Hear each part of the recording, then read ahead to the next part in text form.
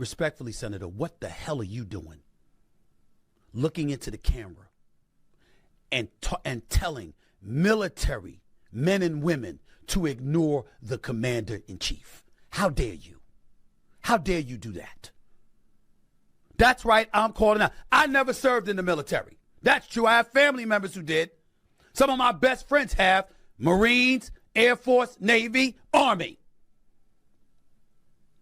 I haven't heard one of them, not one of them, say that was okay. How dare you do that? Is it treason? No. Is it punishable by death? It shouldn't be. So the answer is no. But you know better, Senator Kelly. You know better. How dare you do that?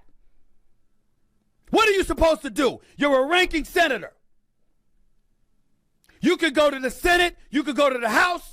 You can draw up paperwork. You can try to start articles of impeachment if you think there's something illegal. I mean, damn, it ain't like y'all haven't done it before. So this was a bonkers take. I'm Senator Alyssa Slotkin. Senator Mark Kelly. Representative Chris DeLuzio. Congresswoman Maggie Goodlander. Representative Chrissy Houlihan. Congressman Jason Crow. I was a captain in the United States Navy. Former CIA officer. Former Navy. Former paratrooper and Army Ranger. Former intelligence officer. Former Air Force. We want to speak directly to members of the military and the intelligence community who take risks each day to keep Americans safe. We know you are under enormous stress and pressure right now. Americans trust their military. But that trust is at risk. This administration is pitting our uniformed military and intelligence community professionals against American citizens. Like us. You all swore an oath to protect and defend this Constitution. And right now, the threats to our Constitution aren't just coming from abroad, but from right here at home. Our laws are clear. You can refuse illegal orders. You can refuse illegal orders. You must refuse illegal orders. No one has to carry out orders that violate the law or our Constitution. We know this is hard and that it's a difficult time to be a public servant. For something Kelly, along with other Democratic lawmakers, stated, honestly, it's just so tiresome. Okay, first of all, Stephen A. Smith is a moron. Just an absolute moron. It is crazy that he now has a voice in politics. His takes are lazy, uninformed, uneducated. He doesn't do research. He treats it the same way he treats talking about kickers in the NFL. It's just bluster nonsense, a way for him to get paid. Number two, probably 85% of Americans have some relative who served in the military. It's easy. My dad was in the National Guard. I had relatives who served in the National Guard. My Uncle John was in the Army. I have relatives. We all have relatives, all right? If you didn't serve, shut the fuck up. You don't actually know. But number three, Stephen A. Smith has decided to do this thing that is so disturbing. Okay, it started when he started appearing on Hannity regularly, talking about his friend Sean Hannity. And this is the same Sean Hannity who stood side by side with Donald Trump, actually spoke at Trump rallies. At the same time, Trump was doing everything in his power to convince people that Barack Obama was a Muslim foreign-born terrorist. So you, Stephen A. Smith, standing by this guy, your friend, who is totally fine with spreading birther rumors about Barack Obama. And number two, Stephen A. Smith has just decided he's doing this thing. It's interesting. He hates Jason Whitlock with a passion, but he's really starting to do the same thing Jason Whitlock did, which is make white people feel comfortable with their own racism by standing alongside racists. Thus, author and journalist Jeff Pearlman took Stephen A. to task. Had you left him alone since 2020, maybe he wouldn't be back terrorizing the Democratic Party the way that he is. But you did it. You did it. And here you are again with this nonsense. How dare you do that? I'm not a military person, and I know better than that. You don't tell military men and women to ignore an order from the commander-in-chief. You don't do that. Is it going to amount to what Trump tried to embellish and indicate? No. But that don't make you right. How dare you do that? He's the commander-in-chief for the United States military. Period. You have no business doing that. None. Like every time you stand alongside a Sean Hannity, every time you stand up for a Donald Trump, You're basically allowing white people to say, look, that black guy, he's with me, so I can't be racist. Like, you are doing that. I know you don't see it, but you're doing it. 100%. I grew up with a lot of these white people who love that they can say, look, he agrees with me. He shares my take. And the worst part of it all is Stephen A. Smith is just uninformed. He just, the next time he says something about politics, it's insightful, that's researched, that is eye-opening, but in an informational way, will be the first time. It just doesn't exist with him.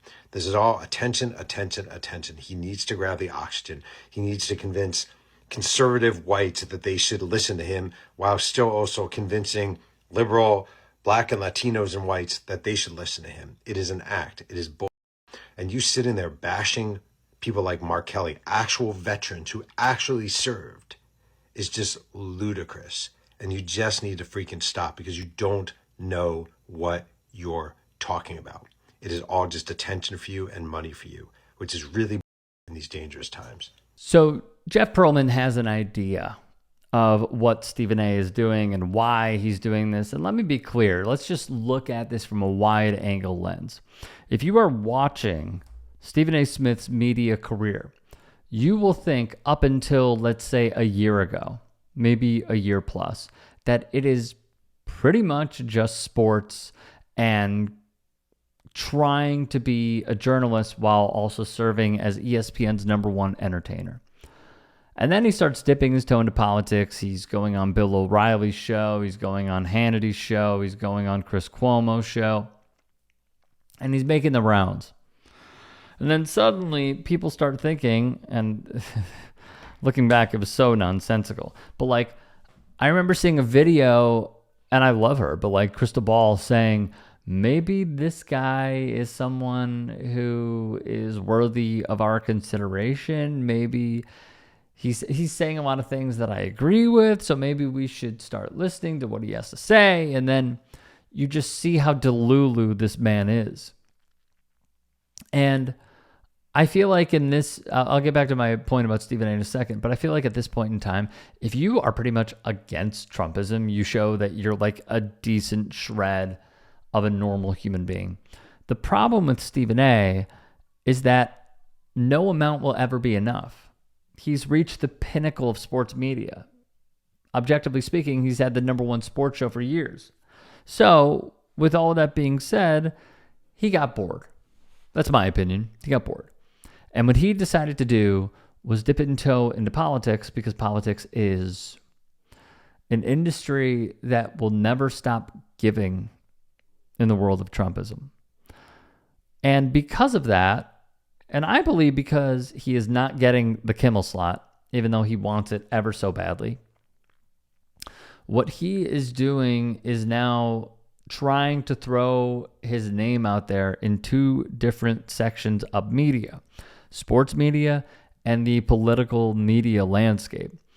He is doing it by, in my view, taking pointers from prominent right-wingers, including the Steve Bannon types. Stephen A. Smith has been a Republican. He will keep spewing dumb Republican talking points. But there's also a reason why someone like Bannon has really not talked any amount of smack about Stephen A. That is a huge red flag. Huge. Why would Steve Bannon praise someone like Stephen A. Smith? Why would other prominent righties praise Stephen A. Smith? Why is Ted Cruz and Byron Donalds and many others going on his show and really being catered to? Riley Gaines is another one. Ben Shapiro is another one, because it is a safe space for right-wingers to air out their grievances. And Smith is very happy to do it because he needs to build up his cachet and his reputation within the political media. So he's doing it with people who really don't care. They don't care about anything, and they're fine with it. So I hear what Jeff Pearlman is saying. In my view, it is about longevity in media for Stephen A. He knows that at some point sports is going to run out, and he's now doing and trying to build upon something and lay the groundwork for him to have an out when the sports well may potentially dry up.